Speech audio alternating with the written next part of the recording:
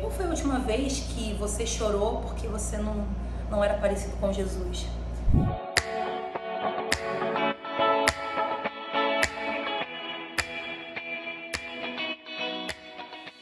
Oi gente, tudo bem com vocês? Meu nome é Natália Varela e eu quero compartilhar algo que Deus tem ministrado no coração nos últimos tempos e tem tratado na minha vida. O texto básico que a gente vai conversar está em Mateus, capítulo 3, versículo 8, e eu vou ler em duas versões. A primeira versão que eu vou ler é a King James e diz assim: Dai, pois, frutos dignos de arrependimento. E a outra versão que eu vou ler é a NVT, que diz: provem por suas ações que vocês se arrependeram. Bom, nos últimos anos, uma palavra que tem sido muito falada é avivamento. As pessoas têm falado muito que Deus ele está prestes a derramar um avivamento sobre o Brasil, que o Brasil está pronto para receber o avivamento, e oram para que o avivamento se cumpra na nação e tudo mais. E eu comecei a perguntar para as pessoas o que elas entendiam por avivamento, o que era avivamento para elas. E pelo menos as pessoas que eu tive acesso, que eu conversei, sempre que eu perguntava a respeito de avivamento, as pessoas falavam que aconteceu um mover do Espírito Santo, e falava a respeito de dons espirituais,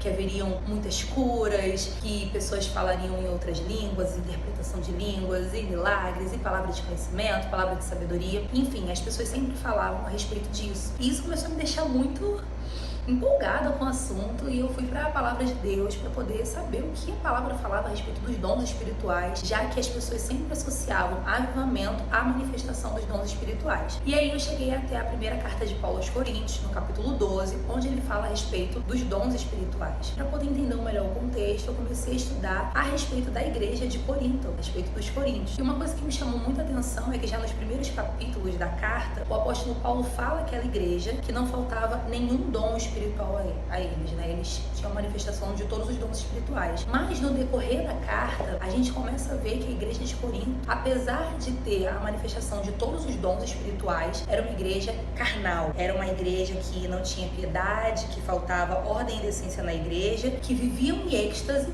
mas que não tinham um testemunho de vida condizente. E aquilo começou a me deixar muito intrigada, porque as pessoas sempre associavam avivamento à manifestação dos dons espirituais. Então, olhando para a igreja de Corinto, ela deveria ser a igreja mais avivada que existia. Mas não é isso que a gente vê no decorrer da carta. O que a gente vê é que a igreja de Corinto era uma igreja carnal. E isso começou a me deixar muito intrigada, e eu comecei a orar ao Senhor, porque eu queria entender melhor o que estava acontecendo naquele contexto. E aí, durante esse tempo de estudos, eu me deparei com 3 frases que me impactaram, e eu vou ler para vocês. A primeira frase que eu li foi que as pessoas, elas querem ter o poder de Deus, mas não querem desenvolver o caráter de Cristo. Eu não tenho a pessoa que falou essa frase, mas me chamou muita atenção porque eu vi a igreja de Corinto dentro dessa frase. Porque era uma igreja que tinha muito poder, mas que não tinha o caráter de Cristo. A outra frase que eu vi foi do pastor Augusto Nicodemos, que ele falava o seguinte: o verdadeiro avivamento é um retorno a Deus com arrependimento, mudança de vida e trazendo um impacto à sociedade. E mais uma vez eu lembrei da igreja de Corinto. Eu falei, cara, é isso que a igreja está precisando, que aquela igreja precisava, de arrependimento, de mudança de vida, para que realmente tivesse um verdadeiro avivamento. E a terceira frase, ela é do Russell Shedd, que fala que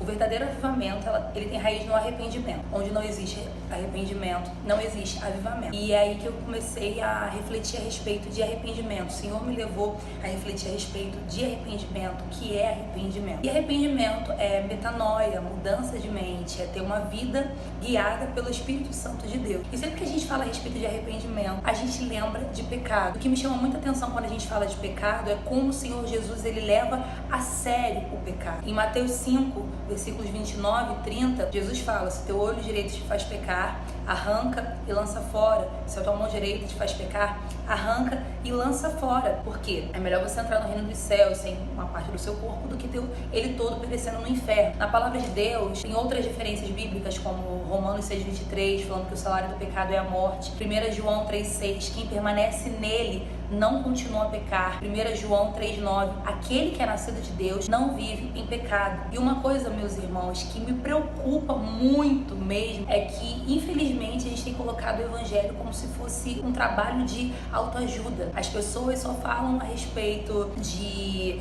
bênçãos, a respeito de curas, a respeito de milagres, e do quanto Deus é bom, e isso tudo é verdade. O Senhor é bom, o Senhor é Pai. A palavra de Deus diz que se um homem terreno sabe dar boas dádivas aos seus filhos, que dirá o Pai que está nos céus. Mas o Evangelho não é apenas isso, sabe? O Evangelho ele também fala a respeito de viver uma vida de santidade, a respeito de negar a si mesmo, a respeito de seguir a Jesus e ser como Ele é. E muitas vezes a gente não fala sobre isso porque tem medo de como as pessoas vão lidar com essa mensagem, né? A pessoa não gosta de ouvir isso, a pessoa vai se afastar. Mas a gente precisa ter um compromisso com a palavra de Deus, um verdadeiro compromisso a falar a respeito de pecado e a respeito de arrependimento e a necessidade de viver uma vida justa diante de Deus.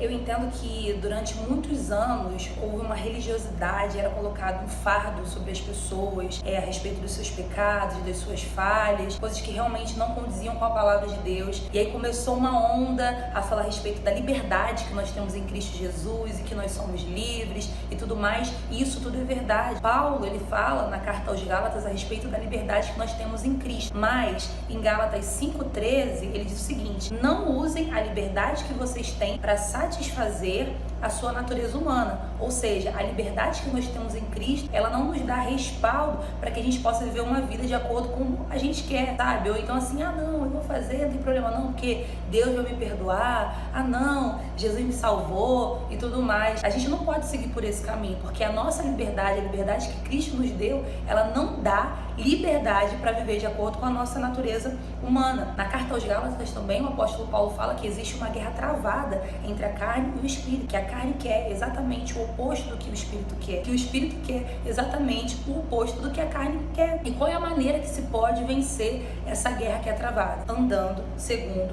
o Espírito. É isso que está escrito em Gálatas capítulo 5, versículo 16. A palavra de Deus, ela nos orienta também que nós devemos nos examinar, né? A Bíblia diz: examine o homem a si mesmo.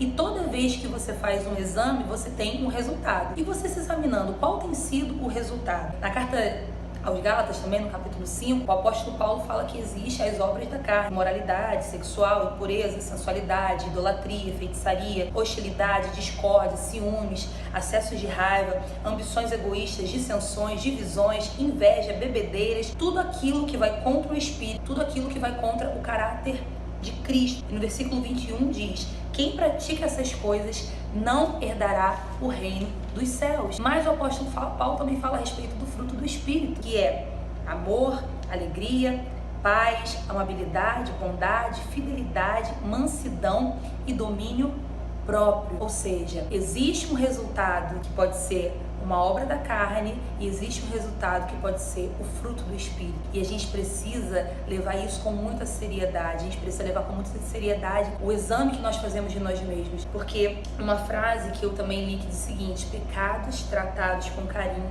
podem te custar caro. E, meus irmãos, uma coisa que eu observo é que o pior erro que um crente pode cair, que um cristão pode cair, é o da soberba espiritual. É de achar que ele está muito bem ou que ele é muito melhor do que os outros.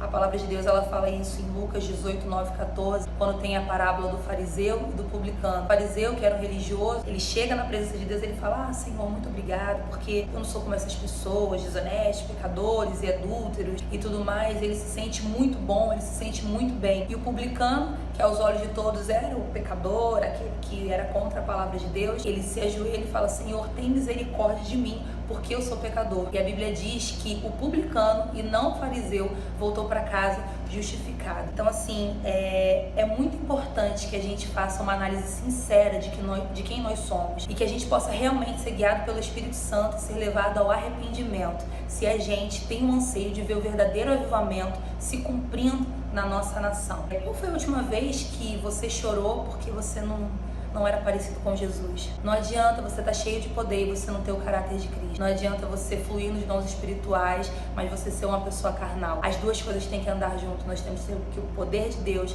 mas nós também precisamos frutificar o fruto do Espírito Santo. E é essa mensagem que eu queria deixar para vocês. Ficou um pouco longo, mas eu acredito que o Espírito ele vai trabalhar no coração de cada um. A importância de se arrepender e de se achegar a Ele, e de realmente entender que sem o Senhor nós não somos nada. É isso. Se você quer conhecer um pouco mais do nosso departamento, o link das nossas redes sociais vai estar aqui na descrição do vídeo. Se você quiser fazer uma visita na nossa igreja, vai ser muito bem-vindo. É isso. Beijo!